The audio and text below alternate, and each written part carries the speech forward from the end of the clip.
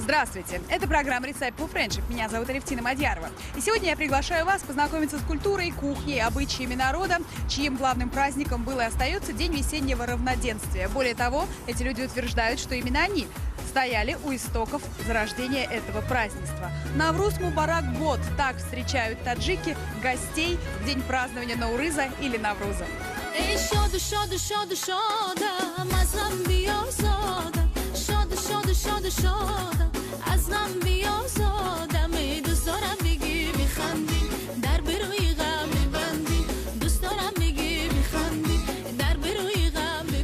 Итак, что же ждет нас сегодня в программе?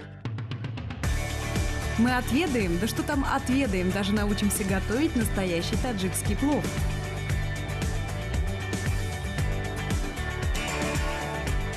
Услышим древние национальные мотивы.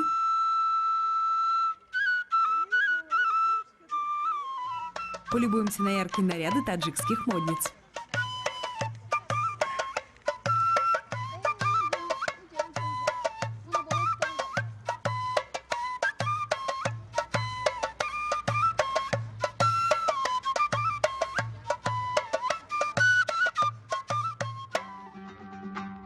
Однако начнем традиционно с небольшого экскурса в историю. История переселения таджиков в Казахстан, так же как и многих других народов, была сопряжена с грандиозными планами советской власти по освоению целины. В 20-30-х годах прошлого столетия в Сарыагаш было переселено несколько тысяч таджикских рабочих с семьями для поднятия местного растительного земледелия. На данный момент таджикская диаспора Казахстана насчитывает около 45 тысяч человек. Несмотря на сложности с ассимиляцией, которые неизбежны на первом этапе переселения, таджики в Казахстане оказались, что называется, и к месту, и ко двору. Схожесть восточных культур и менталитетов позволяет нам легко находить общий язык. Ну а особенности быта, колорита, музыки, культуры – это именно то, что делает таджиков уникальными, не похожими на соседей, и то, что они бережно и с любовью хранят. Навруз, Ноурuz, Наурыз, как бы вы его ни называли, ясно одно: этот праздник остается самым любимым, наверное, на Востоке. Мы отмечали его азербайджанский, казахский, узбекский. Даже выяснили, что Масленица – это тоже родственник Дня весеннего равноденствия. Сегодня мы отмечаем Навруз на таджикский манер.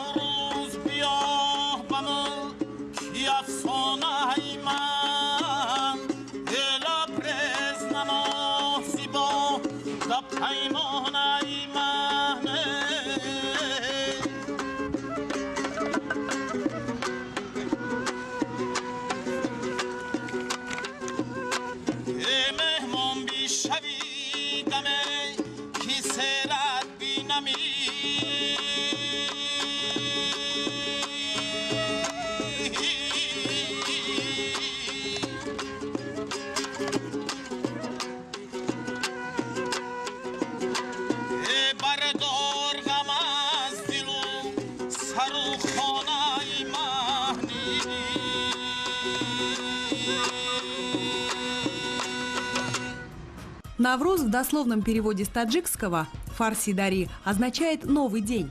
Навруз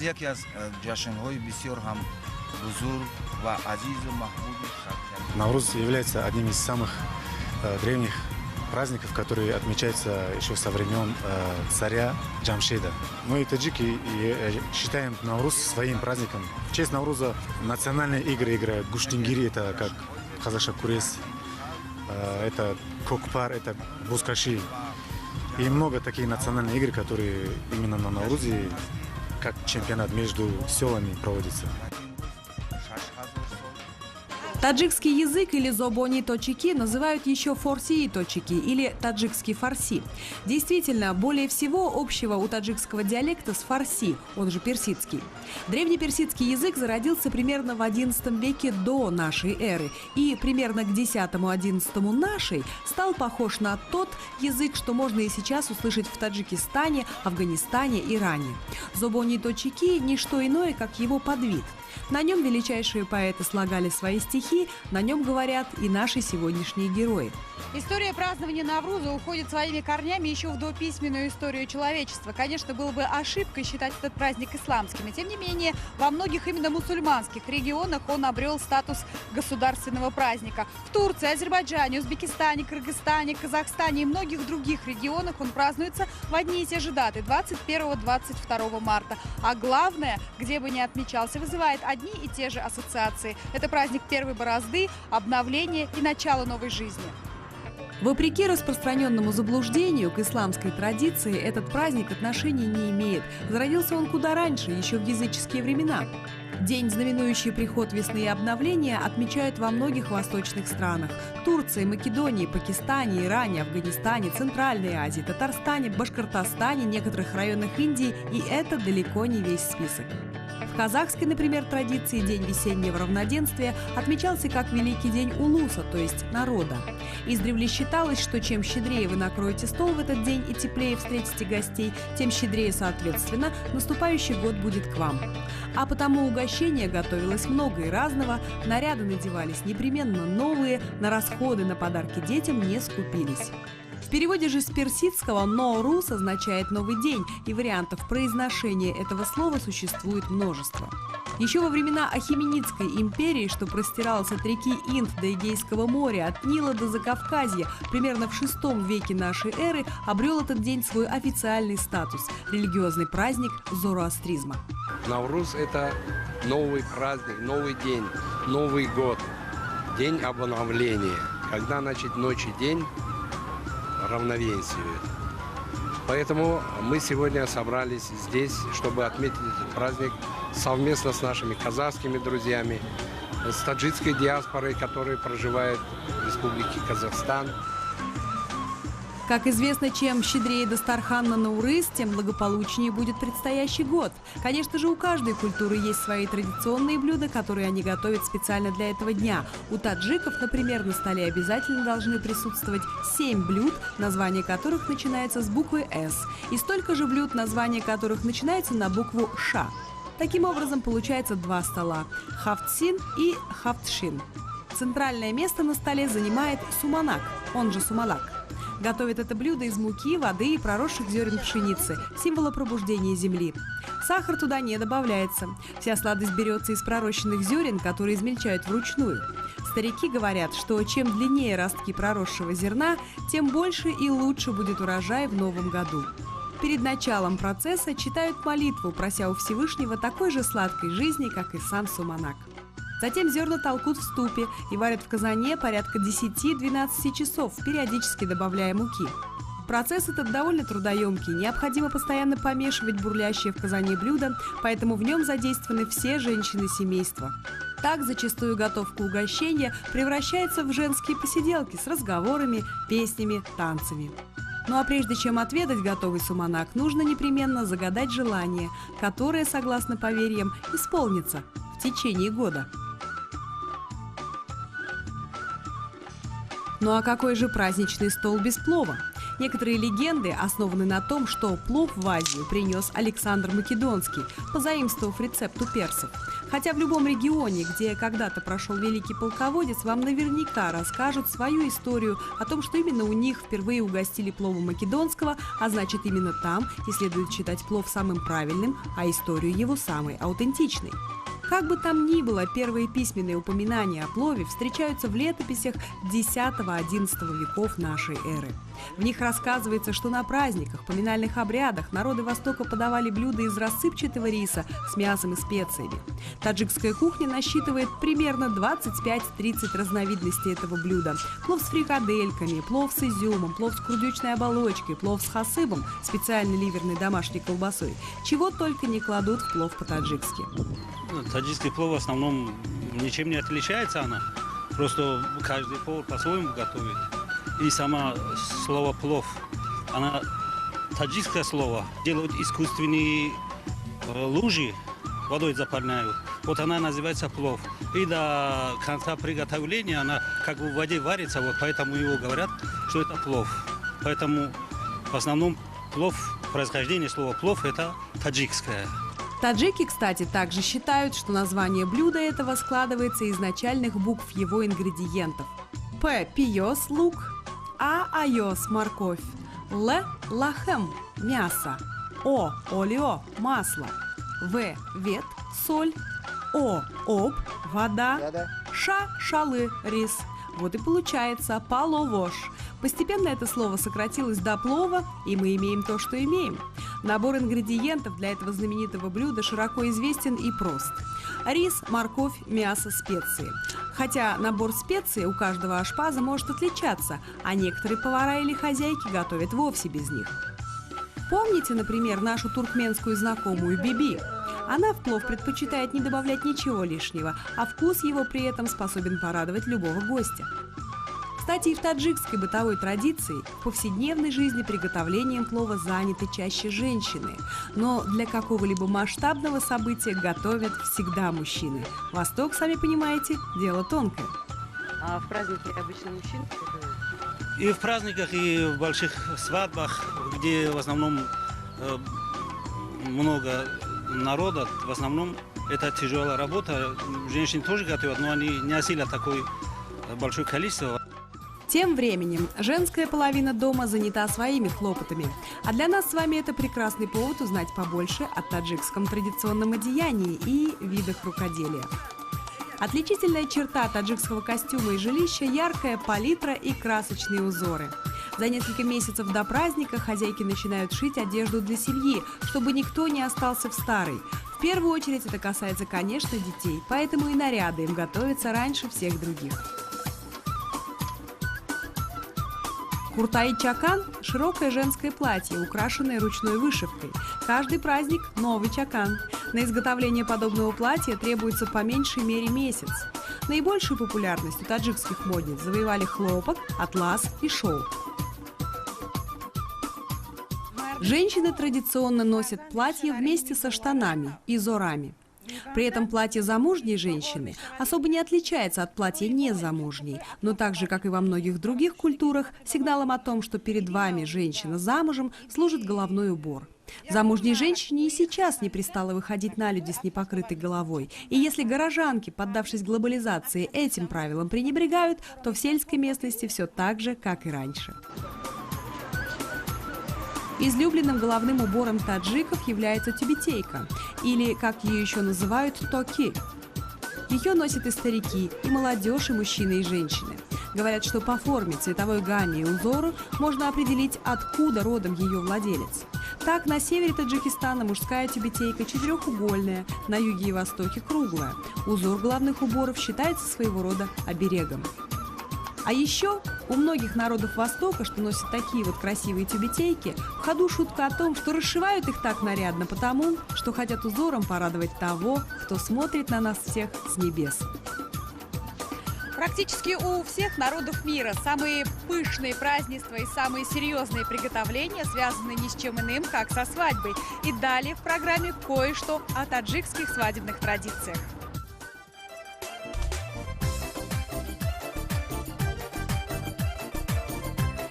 Немало интересных традиций и красивых обрядов можно увидеть в Казахстане, ведь в нашей стране представлено редкое по своему разнообразию и уникальное по сочетанию множества этносов, диаспор и культур.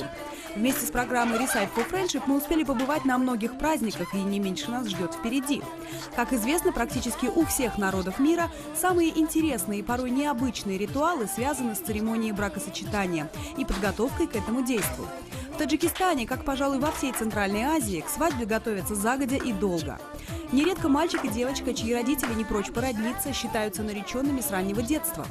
Распространены среди таджиков и ранние браки, особенно в сельской местности. Большое внимание уделяется подготовке приданного невесты, распределению расходов на свадьбу и соблюдению всевозможных условностей.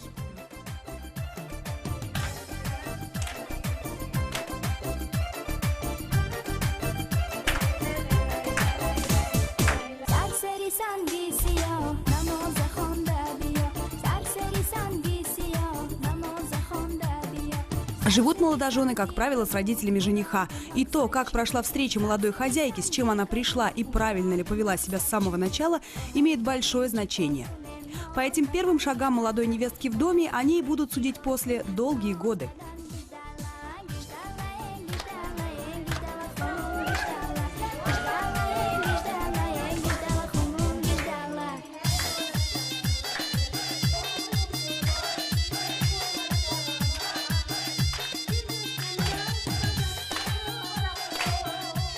Брачный кортеж встречают все соседи и родственники. Танцы, музыка, пожелания, радость по случаю создания новой пары выражают, не стесняясь.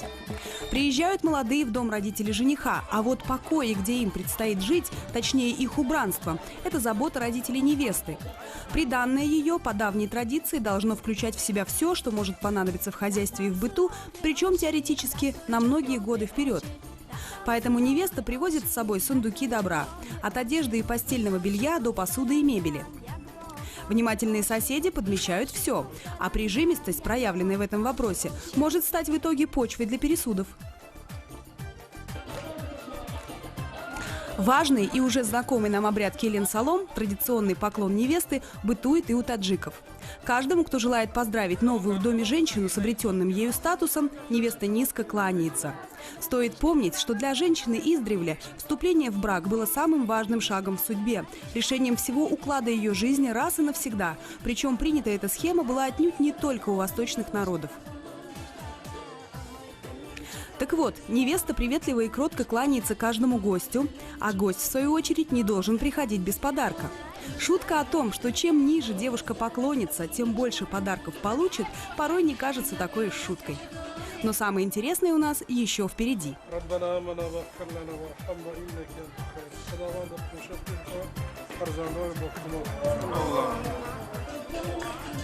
Встречают невесту в доме старшие женщины. Одной из них, будь то бабушка или мать жениха, отводится особенная почетная роль. В каком краю и где бы ни жили таджики, они всегда сохраняют свои традиции. После того, как невеста вошла в дом жениха, ей открывают лицо, и она должна показать, какая она будет в будущем хозяйка. Специально у нас сурфа называется, стелят такое от руки сделано, это ручная работа. Туда вот приносят эту муку и масло, наливают девочке это масло, и она должна перемешивать вот эту муку. И она должна этим принести в дом счастье, в дом достаток.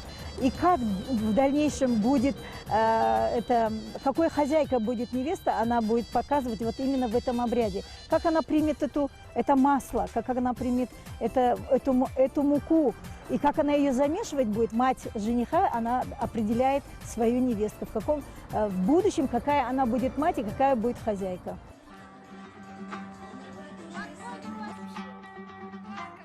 Молодая в парадном облачении, что называется, на глазах у изумленной публики, замешивает тесто из продуктов, которые ей принесли.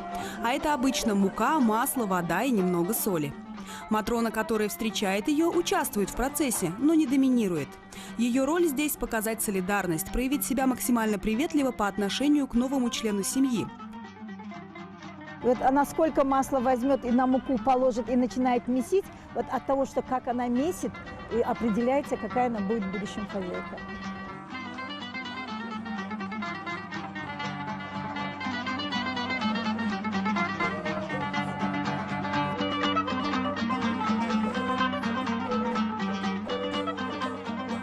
Приготовленные в ходе этого обряда лепешки – символ богатой сытной жизни и процветания новой ячейки общества. Ну а тот, кто успеет угоститься кусочком самой первой лепешки, получит толику будущего большого счастья молодой семьи и для себя. Поэтому отщипнуть кусочек считается делом обязательным и почетным. Поистине кажется, что вкуснее этого хлеба на свете просто быть не может.